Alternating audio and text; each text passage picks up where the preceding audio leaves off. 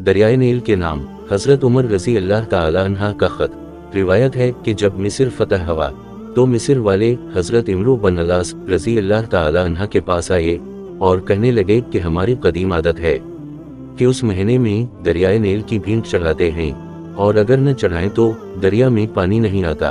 हम ऐसा करते हैं कि उस महीने की 12वीं तारीख को एक बाकिरा लड़की को लेते हैं जो अपने माँ बाप की इकलौती हो, उसके वालिदैन को दे दिलाकर रजामंद कर लेते हैं, और इसे बहुत इमदा कपड़े बहुत कीमती ज़ियूर पहना कर बनाओ सनवार कर उस नील में डाल देते हैं तो उसका पानी चढ़ता है, वरना पानी चढ़ता नहीं। स्पा सालार इस्लाम हजरत इमरू बन अलास रजी अल्लाह ताला अन्हा फाते मिस्र ने जवाब दिया कि ये एक जहलाना और अहमकाना रिस्म है, इस्लाम उसकी इजाज़त नहीं देता। इस्लाम तो ऐसी आदतों को मिटाने के लिए आया है, तुम ऐसा नहीं कर सकते। वो बाज रहे। दरियाए नील का पानी न चढ़ा। महीना पूरा निकला गया, लेकिन दरिया खुश्क पड़ा हुआ है।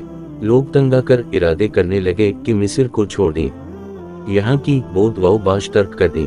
अब फाते मिस्र को ख्याल गुजरता है और दरबार खिलाफत को उससे मतला फरमाते हैं। इसी वक्त खलीफा अल-मुस्लिमीन अमीर अल-मुमिनीन हजरत उमर बन खिताब रजी अल्लाह ताला अन्हा की तरफ से जवाब मिलता है कि आपने जो किया अच्छा किया। अब मैं अपने उस खत में एक पर्चा दरियाए नील के नाम भेज रहा हूँ, तुम इसे लेकर दरियाए नील में डाल दो। हजरत इमरू बन अलास रजी अल्लाह ताला अन्हा ने उस पर्चे को निकाला कर पढ़ा तो उसमें तहरीर था कि खत है अल्लाह ताला के बंदे अमीर अल-मुमिनीन उमर की तरफ से अहल मिस्र के दरियाए नील की तरफ।